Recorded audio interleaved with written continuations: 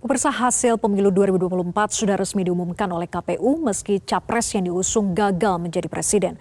Partai Nasdem menerima hasil pemilu dan mengucapkan selamat pada presiden dan wakil presiden terpilih Prabowo Subianto dan Gibran Raka Buming Raka. Lalu mengapa sikap Nasdem disebut sebagai kedewasaan politik? Inilah Top Review.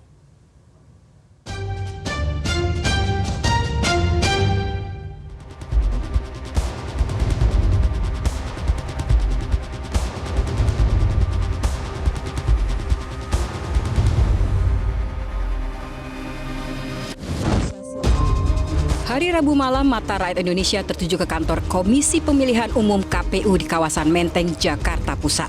Saat itu KPU menyelenggarakan rapat pleno terbuka penetapan hasil pemilu tingkat nasional.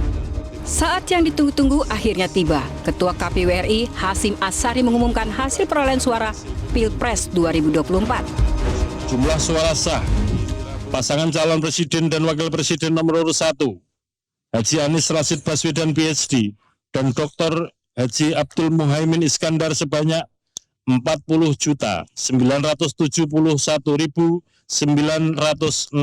suara. 2. Jumlah suara sah pasangan calon presiden dan wakil presiden nomor urut 2 Haji Prabowo Subianto dan Gibran Raka Buming Raka sebanyak 96.214.691 suara. 3. Jumlah suara sah pasangan calon presiden dan wakil presiden nomor urut 3 Haji Ganjar Pranowo SHMIP dan Profesor Dr. Haji Muhammad Mahfud MD sebanyak 27.040.878 suara. Sebagaimana tercantum dalam lampiran 1 keputusan yang merupakan bagian tidak terpisahkan dari keputusan ini. Ketua KPU juga mengumumkan hasil perolehan suara pemilu legislatif 2024.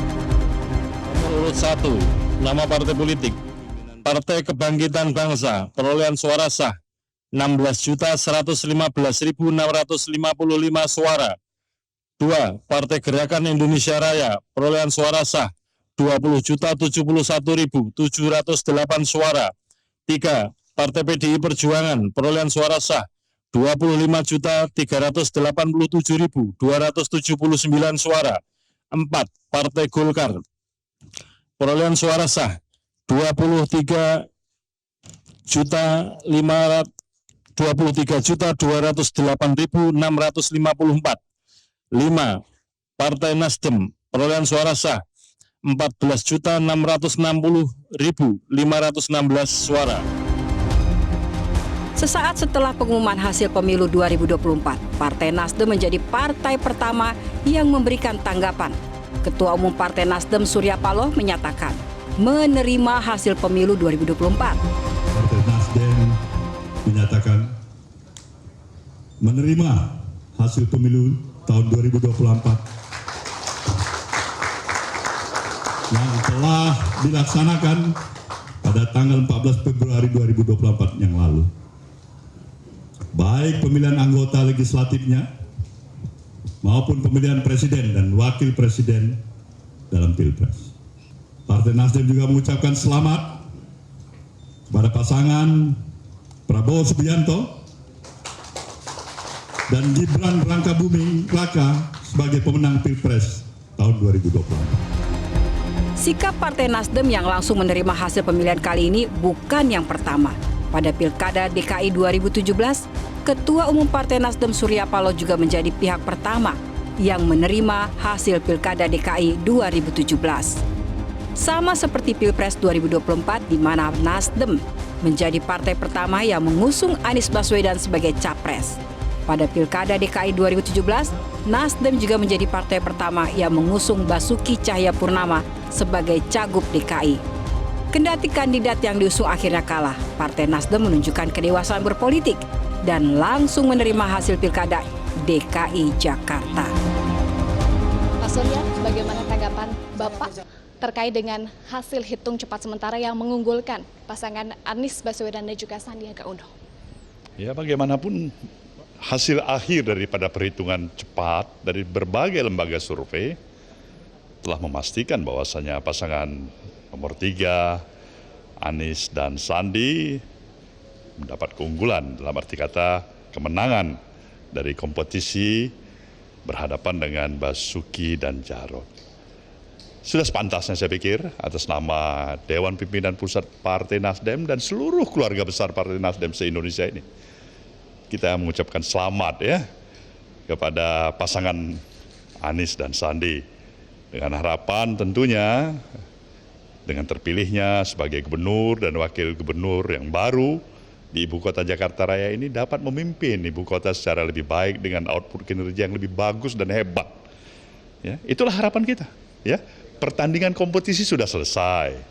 Inilah saatnya bagi mereka pasangan yang terpilih ini untuk merajut kembali semua komunikasi yang barangkali terpolarisasi, terputus, ada sedikit konslet, kerusakan, salah pemahaman. Tutup buku lama, buka buku baru. Itu harapan kami. Sementara itu pada pemilu 2024, pasangan yang diusung Partai Nasdem, Anies Baswedan dan Muhaimin Iskandar, memilih untuk menggugat hasil Pilpres ke Mahkamah Konstitusi. Calon Presiden Anies Baswedan menyebut salah satu ciri negara yang matang berdemokrasi diantaranya jika merasa ada ketidaksesuaian dalam hasil pemilu, maka langkah yang dilakukan bukanlah marah-marah, melainkan mengumpulkan bukti-bukti secara hati-hati untuk dibawa ke Mahkamah Konstitusi. Ketika melihat ketidaknormalan, ketika melihat penyimpangan demokrasi, maka langkah yang dilakukan bukanlah marah-marah lalu melakukan agitasi kepada publik, tapi langkah yang dilakukan adalah mengumpulkan semua sinyalemen, semua bukti-bukti untuk kemudian nanti dibawa ke depan hakim, ke depan Mahkamah Konstitusi. Ini ciri pribadi, ciri organisasi, dan ciri negara yang modern, yang matang, yang beradab. Tapi kami memilih untuk mengumpulkan itu semua secara hati-hati, melakukan validasi, memastikan akurat. Kenapa? Karena kita ingin negeri ini, negara tercinta kita ini terus maju, makin matang dalam berdemokrasi, makin matang dalam bernegara. Dan ini kita kerjakan dengan keseriusan. Kita tidak ingin proses demokrasi yang terjadi membuat kita mundur mendekati masa prareformasi. Karena itulah kita menjaga semua proses ini secara baik, secara tertib. Mengenai langkah tim Amin yang memutuskan untuk menggugat ke MK, Ketua Umum Partai Nasdem Surya Paloh menyatakan bahwa langkah itu harus tetap dilakukan. Kawan-kawan yang besok akan mengajukan, katakanlah dari Timnas Anies untuk ke MK, saya pikir kita sepakat dari apa yang saya gambarkan tadi. Penghormatan kita untuk upaya mencari keadilan, upaya untuk mengevaluasi, memperbaiki dari sesuatu yang kita anggap perlu untuk dilakukan, saya pikir itu tetap harus berjalan sebagaimana mestinya. Menurut juru bicara Mahkamah Konstitusi, proses sidang MK dijadwalkan akan dimulai pada 27 Maret mendatang. Selanjutnya, putusan sengketa Pilpres akan dibacakan pada 22 April 2024.